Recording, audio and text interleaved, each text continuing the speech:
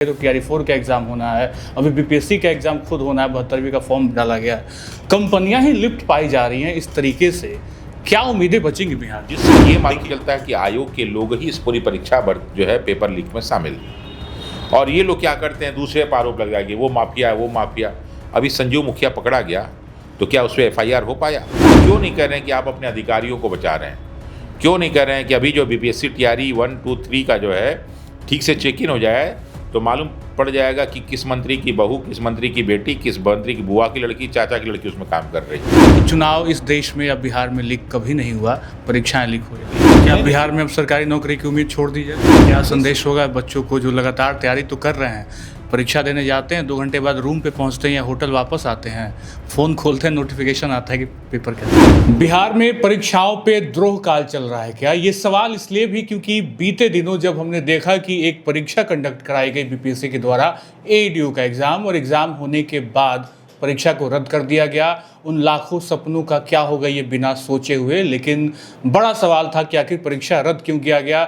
जांच हुई, एक कंपनी का नाम सामने आया, ब्लैकलिस्ट किया गया, लेकिन कल एक बड़ा खुलासा हुआ है और कई बड़े संख्या में लोगों को गिरफ्तार भी किया गया है। लेकिन सवाल यह है कि अगर इस तरीके का सिस्टम है तो क्या हम आगे भी बिहार में अच्छे तरीके से परीक्षा होने की उम्मीद कर सकते हैं? क्या बातचीत करेंगे। हमारे साथ रमांशु सर हैं, अपने बेहतर पढ़ाई के लिए, बेहतर शिक्षा देने के लिए जाने जाते हैं पटना में। सर, क्या लग रहा है इस तरीके से बिहार में अगर होगा आगे आने वाले दिनों में, तो वापस अगर देखें तो टीआरई 4 का एग्ज़ाम होना है, अभी बीपीएससी का एग्ज़ाम खुद होना है, 72वीं का फॉर्म डाला गया है, कंपनियां ही लिफ्ट पाई जा रही हैं इस तरीके से, क्या उम्मीदें बचेंगी बिहार में? देखिए, बात कंपनियों के लिफ्ट की नहीं है। भारत में बहुत सारी ऐसी कंपनियां हैं जो इस प्रकार के काम कर रही हैं, और ये आउटसोर्सिंग का काम एक जो है हर डिपार्टमेंट में हो रहा है। और अगर देखा जाए तो वर्तमान जो भी सरकार राज्य और केंद्र में, वहाँ पे हर काम आउटसोर्सिंग करने लगे हैं लोग। ठीक है। एक छोटा सा इसमें मैं चीज़ जोड़ना चाहूँगा कि हमारे पूर्व मुख्यमंत्री माननीय नीतीश कुमार जी थे, उनका एक बहुत अच्छा कॉन्सेप्ट था जिनको अधिकारियों ने मिल के बर्बाद कर दिया। वो कॉन्सेप्ट ये था कि बिहार के हर जिले में एक जो है परीक्षा केंद्र बनाया जाएगा, जैसे यहाँ पे बापू परीक्षा परिसर बनाया गया। मैं चूँकि उसके आसपास जाता रहता हूँ, तो बापू परीक्षा परिसर की खासियत क्या है कि उसके आसपास लगभग 1 से 1.5 किलोमीटर में उसका जैमर जो है काम करता है। ठीक है। वहाँ पे लोगों के जो है मोबाइल के टावर बहुत ठीक से काम नहीं करते। तो मैंने पूछा क्यों नहीं काम करते, तो कहा कि सर यहाँ पे एक परीक्षा सेंटर है, उसके वजह से। तो जो है पूरा सीसीटीवी कैमरा और सारी व्यवस्था वहाँ पे बनाई गई। लेकिन समस्या क्या है कि प्रशासन के बहुत सारे लोग परीक्षा के जो है पेपर के लीक में शामिल होते हैं। अभी जो आपका ईओयू का जांच आया है, उसमें निश्चित रूप से ईओयू के जांच में मानवजीत सिंह ढिल्लन जो डीआईजी साहब है, उन्होंने बहुत सारी बातों को कहा है, और उसमें उन्होंने एक कंपनी पे सारे के सारे आरोपों के बारे में बताया है कि जो कंपनी सीसीटीवी कैमरा काम कर रही थी उसी को जैमर भी दे दिया गया, फिर बाद में जो जैमर वाले को अलग किया गया, फिर जैमर वाले को जोड़ दिया गया। ये सारी सूचना मिली है। और ये भी देखा गया कि जो उसमें काम करने वाले लोग थे उनके लिए कुछ जो है शर्तें थी कि जो लोग भी काम कर रहे हैं उनके घर परिवार या क्लोज रिलेटिव कोई भी परीक्षा ना दे रहा हो। वैसे तो इसको जांचना बहुत ही कठिन है, और कोई भी प्राइवेट कंपनी इतने स्तर पे काम नहीं करती। जब सरकारी कंपनियों में जो बीपीएससी टीआरई की 1, 2, 3 की भर्ती हुई है, उसमें बिहार के अधिकारियों ने, सरकारी अधिकारियों ने जो है भर्ती होने वाले टीचरों का डॉक्यूमेंट चेक नहीं किया, तो एक प्राइवेट कंपनी क्या चेक करेगी? वो तो सस्ते में काम कराना चाहती है, तो वो कहाँ से इतना सब चेक करेगी? और भी कोई परमानेंट जॉब तो होता नहीं है, टेम्प्रोरी है, तो इतनी आसानी से लोग मिलते नहीं।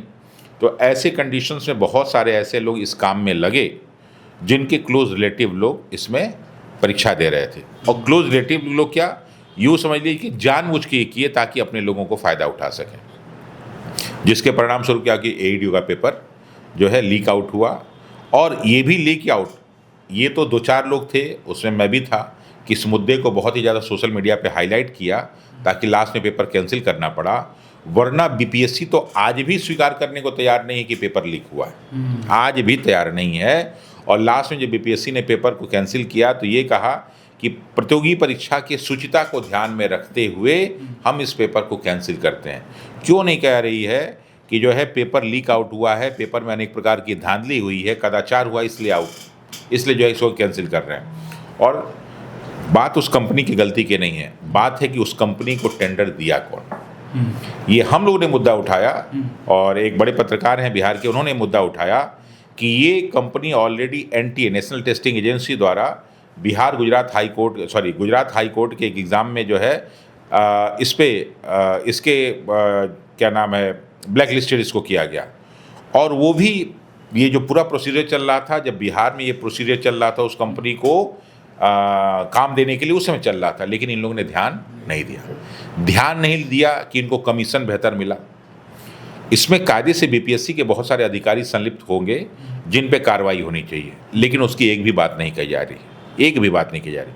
तो ये तो अभी एक पहली घटना है। लेकिन इसी जैमर और सीसीटीवी कंपनी वाले और बायोमेट्रिक वाली जो है कंपनी ने बहुत सारे एग्ज़ाम यहाँ कराए हैं, पहले भी कराए हैं।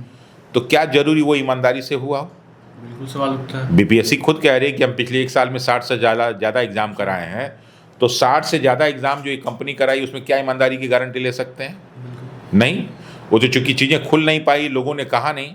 अब जैसे आज की डेट में बिहार दरोगा जो मेंस है और इसके अलावा हवलदार का जो पेपर है उसमें पेपर लीक की पूरी घटनाएं सामने आ रही हैं। तो इन भर्ती आयोग ने क्या किया कि जो है पेपर लीक का एक परिभाषा गढ़ रखा है। क्या?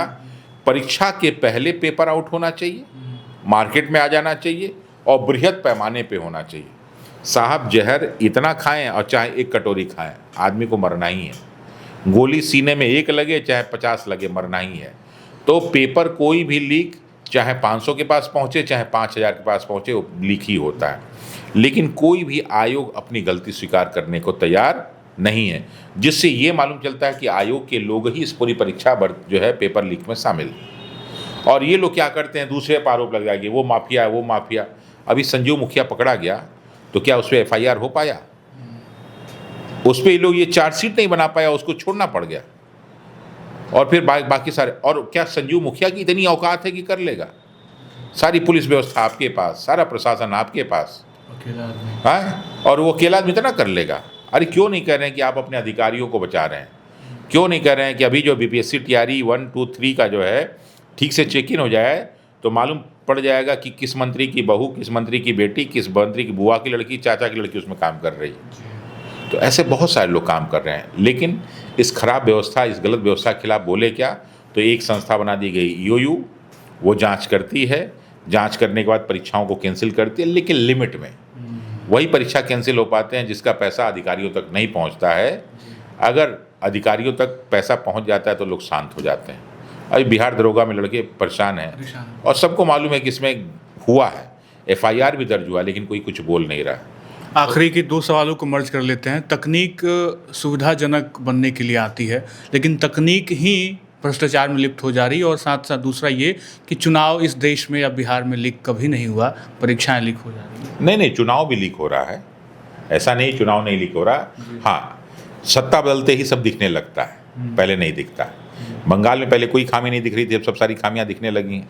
तो सत्ताएं बदलती हैं तो पहली सत्ता ने क्या किया दिखने लगता है।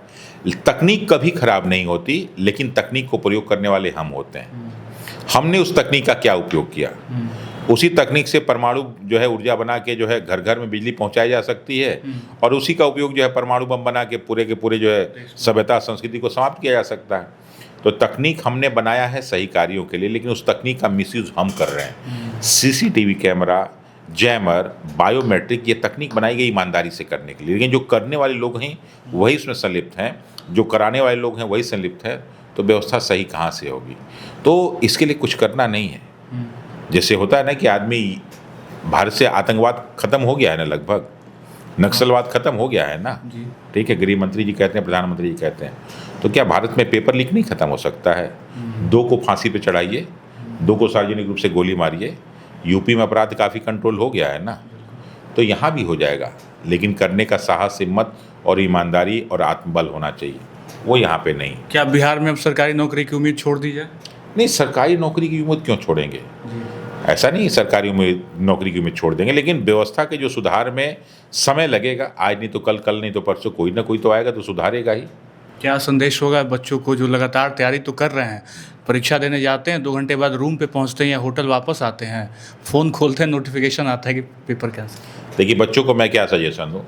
मैं 1997 में IIT का पेपर दिया था, और आईआईटी का पेपर आउट हो गया था, और आउट कराने वाला यही नालंदा का व्यक्ति था, रंजीत तब भी पेपर आउट इसी प्रोसेस से 1997 तकनीक नहीं था उस समय, तभी पेपर आउट हुआ। जी। ठीक है, मैंने सन 2002 में आईएम का पेपर दिया, जी। उस समय आईएम का पेपर आउट हुआ, उसका भी जो है सांठगांठ बिहार से मिला। 2006 में यूपीएससी का पब्लिक एडमिनिस्ट्रेशन का पेपर आउट हो गया। तो ऐसा नहीं कि उसका भी पेपर, connection बिहार हाँ से। हाँ, उसका भी कनेक्शन बिहार। तो ऐसा नहीं कि पेपर जो है आउट नहीं, पेपर बहुत पहले से हर सरकारों में पेपर आउट होते रहे हैं, लेकिन लड़के तो तैयारी कर रहे थे, फिर भी हम लोगों ने तैयारी किया, फिर भी हमको बिहार सरकार में सचिवालय में नौकरी मिली। तो ऐसा नहीं कि पेपर आउट होगा तो लड़के तैयारी छोड़ देंगे, तैयारी करेंगे, लेकिन हाँ, सरकार अगर थोड़ा सा सचेत हो जाए तो निश्चित रूप से ईमानदार अधिकारी जो है सर्विस में पहुँचेंगे, सेवा में पहुँचेंगे, और जो ये भ्रष्टाचार है वो काफ़ी हद तक कंट्रोल हो जाएगा।